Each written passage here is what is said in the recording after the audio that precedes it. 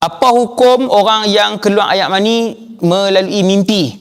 Bukan sengaja. Kalau keluar dalam keadaan berjaga memang batal. Orang yang keluar air mani ketika dia tidur di siang Ramadan, tidur pukul 4.30 tidur, 4.30 terjaga, tengok Allah keluar air mani. Kan? Basah. Dan dia tahu yang ni air mani, maka tidak membatalkan puasa. Habis. Selesai.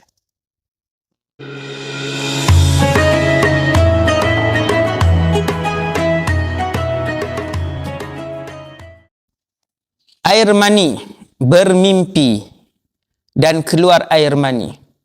Ijma' mengatakan orang yang bermimpi pada siang Ramadan dan keluar air mani tidak membatalkan puasa. Macam ni. Apa hukum orang yang keluar air mani melalui mimpi? Bukan sengaja. Kalau keluar dalam keadaan berjaga memang batal. Orang yang keluar air mani ketika dia tidur di siang Ramadan, tidur pukul 4.30 tidur, 4.30 terjaga, tengok Allah keluar air mani. Kan? Basah.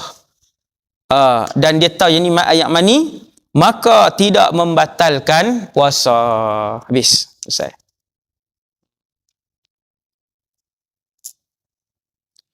Kalau budak yang baligh, contohnya siang hari Ramadan, baligh siang hari Ramadan, umur 13 tahun, bangkit pukul 5, tengok ayat penuh, dia pun tengok, duk belajar.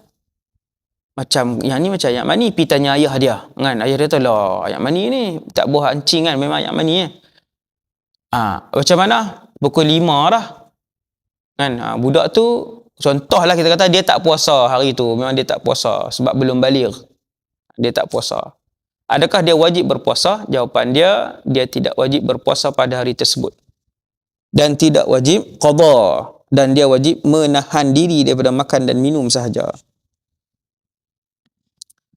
Berkhayal dan keluar air mani. Tidak batal puasa jika air mani keluar dengan sebab berkhayal atau berfikir, dengan syarat secara kebiasaannya jika dia berkhayal atau berfikir, air mani tak keluar. Tiba-tiba je hari tu baru duk berkhayal sikit, keluar air mani. Tetapi jika secara kebiasaannya air mani akan keluar jika melakukan dua perkara itu, iaitu berkhayal dan berfikir, batal puasa.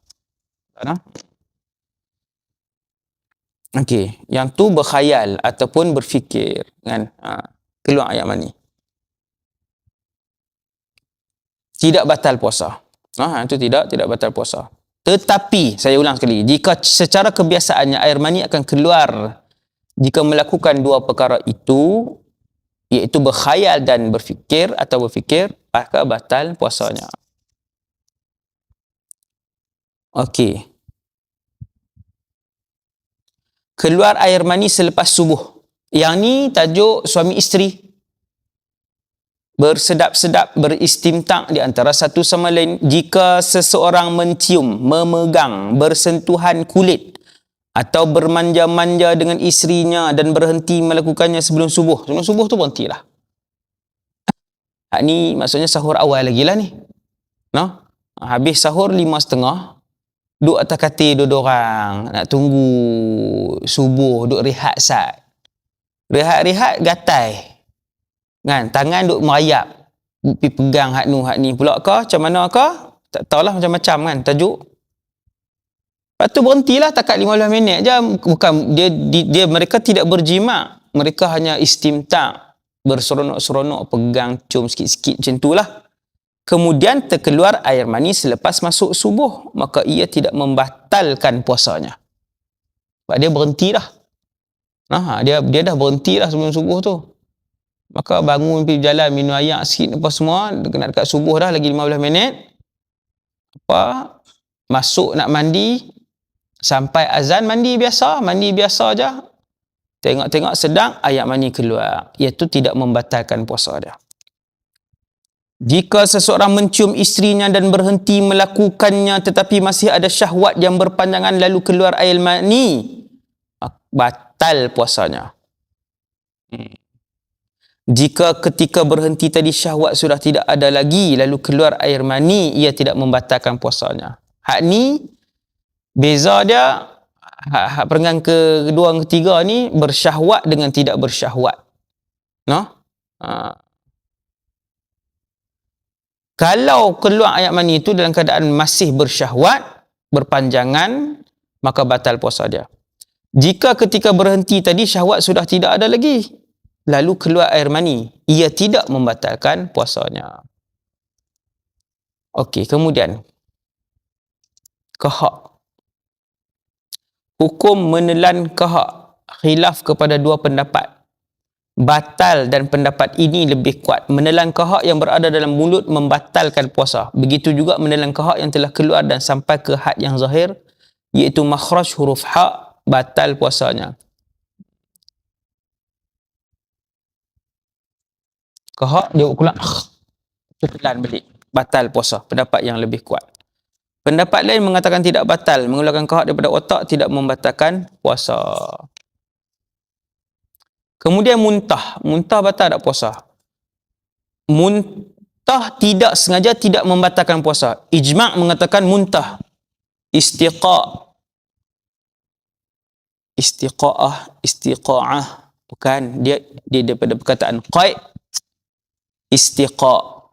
Mengeluarkan muntah. Ataupun muntah. Ijma' mengatakan muntah dengan tidak sengaja tidak membatalkan puasa. Okey nah, okey. Selesai. Kalau muntah dengan sengaja memasukkan jari, muntah membatalkan puasa. Naik kereta pening-pening muntah, tidak membatalkan puasa. Itu sebab tidak sengaja. Batal puasa jika muntah dengan sengaja seperti menjolok-jolok lidah ke langit sehingga menyebabkan muntah. Ataupun dia sendiri buat, tak jolok jari, dia buat dengan lidah je. Itu sengaja. Yang itu membatalkan puasa.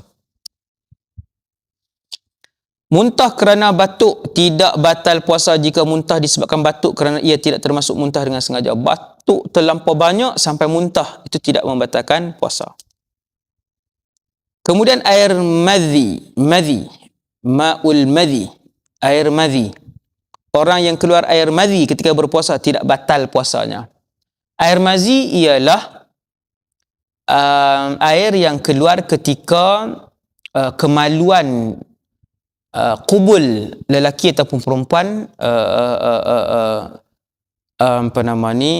ketika kemaluan cekang keras, dia akan keluar air sikit ya. Warnanya tidak sama, kuantitinya tidak sama dengan air mani. Dia air mazi dia jernih. Kalau air mani dia dia keruh. Air mazi jernih. Dan kalau air mazi dia tak banyak seperti air mani. Air mazi sikit je, setitik dua titik ujung, yang tu je. Yang tu tidak membatalkan puasa. Okey. Melahirkan anak. Adakah melahirkan anak membatalkan puasa? Wiladah. Wiladah ni maksudnya melahirkan. Wiladah atau melahirkan membatalkan puasa walaupun kering atau tidak ada darah selepas melahirkan. Inilah pendapat terkuat dan tahqiq. Dalam Al-Majmu', Majmu' karangan Al-Imam Nawawi, dinyatakan bahawa wiladah tidak membatalkan puasa kerana hukumnya seperti keluar air mani. Ini pendapat Imam Nawawi. Sebahagian ulama mengatakan wiladah yang tidak disertai dengan basah tidak membatalkan puasa, tapi jika disertai dengan basah batal puasa. Sama juga jika diiringi oleh nifas batal puasanya. Kita ambil pendapat yang mu'tamad dalam mazhab, iaitu melahirkan anak membatalkan puasa. Tajuk seterusnya onani. Onani membatalkan puasa. Orang yang melakukan onani ketika berpuasa, satu berdosa, kedua batal puasa, nombor tiga wajib qada tetapi tidak wajib kafarah. Berdosa. Onani sehingga keluar mani membatalkan puasa. Onani ketika sedang berpuasa membatalkan puasa, sama ada dengan tangannya sendiri atau tangan orang lain, seperti isteri, sama ada dengan balutan atau tidak. Dengan lapik ataupun tak lapik ke, tangan dia ke, tangan orang lain ke, onani membatalkan puasa. Walhamdulillahirabbil alamin.